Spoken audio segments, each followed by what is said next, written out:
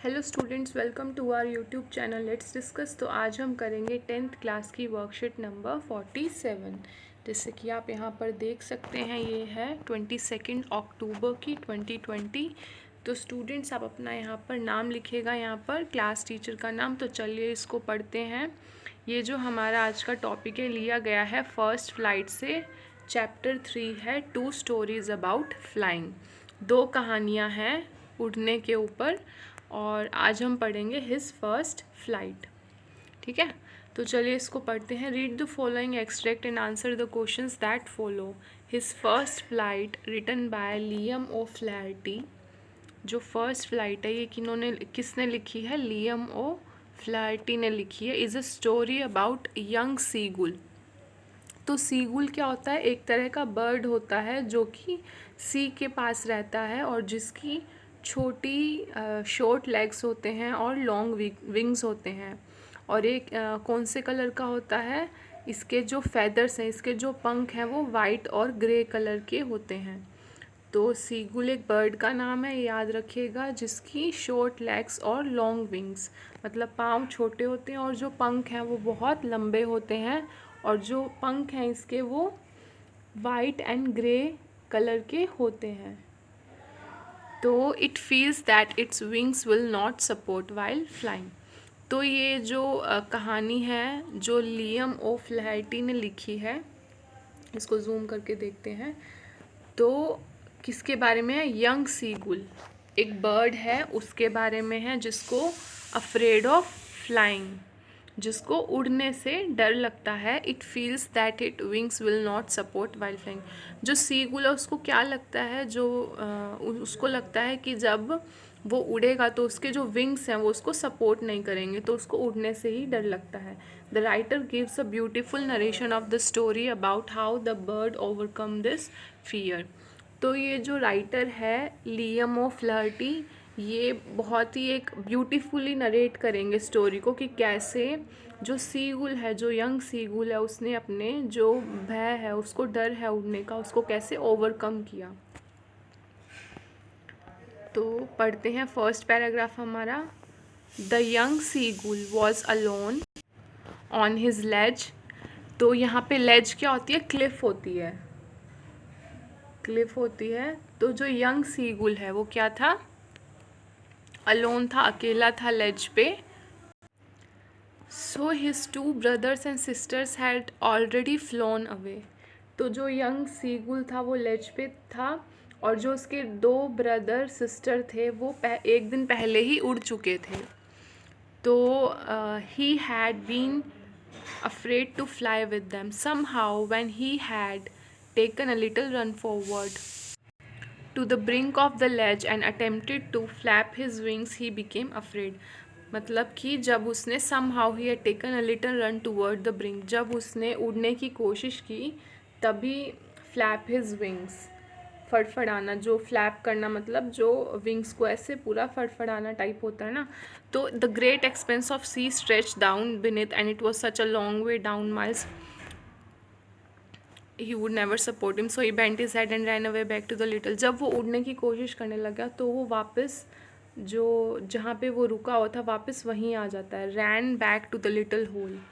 तो जो होल होता है, जब वो उड़ने की मतलब आगे बढ़ता है, लेज पे जाता है, तो वो वहाँ से वापस आ जाता है, क्योंकि वो सी को देख के, जो गहराई है उसकी, तो उसको देख के वो वापस आ जाता है। सेकेंड पैराग्राफ है, that was 24 hours ago since then nobody had came near him. मतलब 24 घंटे से कोई भी उसके पास नहीं गया होता। The day before all day long he had watched his parents flying about with his brother and sister perfecting them in the art of flight. मतलब उसको 24 घंटे हो गए हैं कि nobody had come near him, कोई भी उसके पास नहीं आया है। The day before all day long he had watched, मतलब एक दिन पहले उसने देखा कि उसके जो पेरेंट्स हैं वो उसके ब्रदर और सिस्टर को उड़ना सिखा रहे हैं। Perfecting them in the art of flight, teaching them how to skim the waves and how to dive for fish, मतलब फ़िश कैसे पकड़ते हैं वो सब उसको पेरेंट्स उसके सिखा रहे हैं। सो ही हैड कहाँ पे गया, he had in fact seen his elder brother catch his first herring and devour it.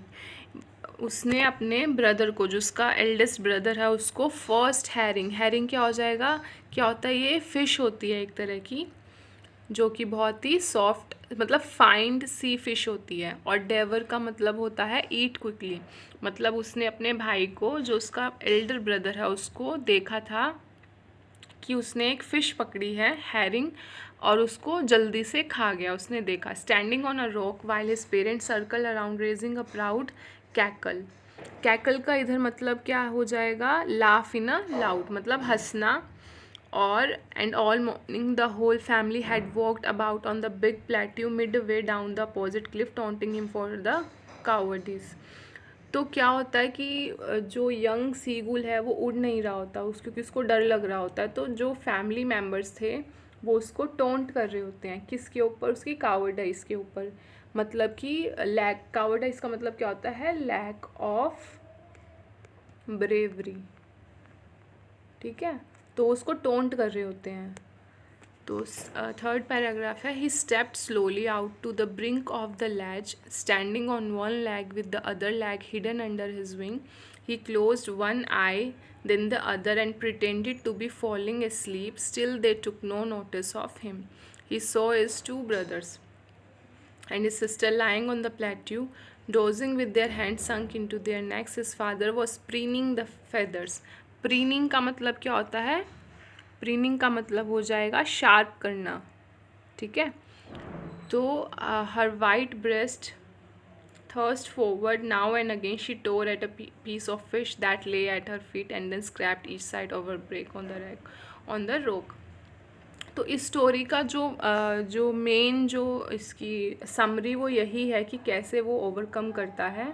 क्योंकि जब उसको काफ़ी देर हो जाती है, उसको काफ़ी टाइम हो जाता है, उसने कुछ खाया नहीं होता, तो एंड में उसको इतनी ज़्यादा भूख लग रही होती है कि वो भूल ही जाता है कि उसको डर लग रहा है, उड़ने से डर लगता है। वो सीधा नीचे चला जाता है खाने की तलाश में।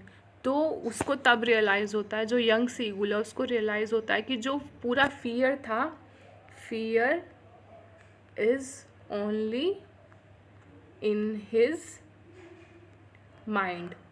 तो सीगुल को रियलाइज़ होता है कि जो फियर था, उसको उड़ने से डर लग रहा था, वो जो भय था वो सिर्फ उसके दिमाग में था, वो रियल में नहीं था। तो इस जो पोएट, मतलब जो ऑथर है, उन्होंने यही बताया है कि कैसे जो सीगुल है उसने कैसे अपने फियर को ओवरकम किया, ठीक है। तो चलिए इसकी अब क्वेश्चन आंसर करते हैं। Why was the young seagull afraid, तो इसका देखते हैं। The young seagull was afraid to fly because he felt certain that his wings would never support him to fly. I hope ये आपको दिख रहा होगा क्लियरली। सेकेंड है हमारा, what did the young seagull feel about his wings. He felt certain that his wings would never support him. Third है हमारा, for how long had the seagull be alone? The seagull had been alone for 24 hours हो जाते हैं उसको। What was the whole family taunting the young seagull? The whole family was taunting the seagull for his cowardice. Cowardice का मतलब क्या होता है, lack of bravery, ठीक है। नेक्स्ट है हमारा, what did the young seagull do out of his ledge? The young seagull pretended to be falling asleep and watched his brother and sister on the plateau. Sixth है हमारा, what was seagull father was doing? The seagull father was preening the feathers on his white back. Seventh question है हमारा, pick out the word from the passage that mean the same. आपको ये जो passage में से words ढूंढने हैं जिसका मतलब सेम है। तो वर्ड्स का आ जाएगा ब्रिंक, शार्पन का आ जाएगा प्रीनिंग, नैरो सी है हमारा, a narrow flat piece of rock that sticks out from a cliff का आ जाएगा लेज आ जाएगा। एन एरिया ऑफ डी है हमारा, an area of land that is higher than the land around it, तो इसका आ जाएगा प्लेट्यू, मतलब पठार। ई है हमारा to move lightly just above a surface और सी, तो इसका आ जाएगा स्किम। तो नेक्स्ट हमारा लास्ट क्वेश्चन है, आपको क्या करना है, have you ever had a similar experience where your parents encouraged you to do something that you were too scared to try, discuss this in pairs और ग्रुप्स ओवर द फोन। तो 8th question में आपको खुद से करना है ये एकदम। तो इसमें क्या है कि आपको आपकी लाइफ में या अब तक आपका जो भी एक्सपीरियंस आपको सिमिलर हुआ है कि जहाँ पे आपके जो पेरेंट्स हैं, इवन आपके फैमिली मेम्बर्स हैं या जो ब्रदर सिस्टर हैं, उन्होंने आपको एनकरेज किया है कि आप ये काम करो क्योंकि आप उस काम को करने से डर रहे थे। तो आपको ये क्या करना है, डिस्कस दिस इन पेयर्स और groups over the phone. Phone पे आप अपने एल्डर ब्रदर सिस्टर या अपने स्टूडेंट्स क्लासमेट्स के साथ आप या फ्रेंड्स के साथ आप डिस्कस कर सकते हो फ़ोन पे। तो आपको सेम सिमिलर एक्सपीरियंस की जैसे होता है ना कि कोई काम आप करने से डर रहे हो और बट आपके जो पेरेंट्स हैं या जो आपके सिस्टर ब्रदर हैं वो आपको एनकरेज करें कि आप करो, और फिर जब आप कर लेते हो तो तब आपको लगता है कि अरे ये तो बहुत इजी सा था, इसको तो हम कर ही लेते। तो आपको रियलाइज़ होता है कि जो फियर था, जो डर था, वो सिर्फ आपके दिमाग में था, वो रियलिटी में नहीं था। ज़्यादातर 90% तो यही होता है, 90 से भी ज़्यादा, कि जो डर होता है वो हमारे सिर्फ दिमाग में होता है, रियल में वो चीज़ वैसा नहीं होता है। हम बहुत ही अलग पिक्चर बना लेते हैं अपने माइंड में कि अरे ऐसे होगा, कैसे करेंगे हम, नहीं हो पाएगा। बट जब कर लेते हैं तब ऐसे लगता है कि अरे ये तो, जैसे आप 10th के बोर्ड के एग्ज़ाम्स दिए होंगे आपने, सॉरी आपने तो नहीं दिए होंगे, अभी तो आप 10th कर रहे हो। जैसे अगर आप 10th के एग्ज़ाम दोगे तो आपको बहुत ज़्यादा डर होगा कि अरे एग्ज़ाम होंगे, और फिर जब चले जाते हैं एग्ज़ाम, फिर बाद में आप रियलाइज़ करते हो कि अरे ये तो मतलब सही था, ईजी था, हो गया। ऐसी बहुत सारी चीज़ें होती हैं जो आपको करने में, जैसे किसी को साइकिल चलाने में डर लगता है या जो भी चीज़ है, कोई नया स्पोर्ट्स हो गया, किसी को मतलब बॉल से डर लगता है, तो जब वो खेलना शुरू कर देते हैं और प्रैक्टिस के साथ साथ तब रियलाइज़ करते हैं कि अरे ये तो मतलब ऐसे ही फालतू में ही डर लग रहा था। तो ऐसे बहुत सारी चीज़ें होती हैं लाइफ में जिनसे आपको डर लगता है, बट आपके पेरेंट्स जो हैं वो आपको एनकरेज करते हैं कि आप ये काम करो, और बाद में आपको रियलाइज़ होता है कि ये हम कर सकते थे और जो डर था वो हमारे सिर्फ दिमाग में था। तो ये आपको खुद से करना है, ठीक है। तो आपकी ये वर्कशीट यहाँ पर ख़त्म हो गई, और वीडियो देखने के लिए धन्यवाद। इस चैनल को लाइक कीजिएगा, शेयर कीजिएगा, सब्सक्राइब कीजिएगा अगर पसंद आए, और वीडियो के नीचे कमेंट सेक्शन में एक लिंक है, उसको भी ज़रूर ओपन करके देखिएगा। अगर आपको वो चैनल भी अच्छा लगे तो सब्सक्राइब लाइक ज़रूर करिएगा। चलिए, गुड नाइट।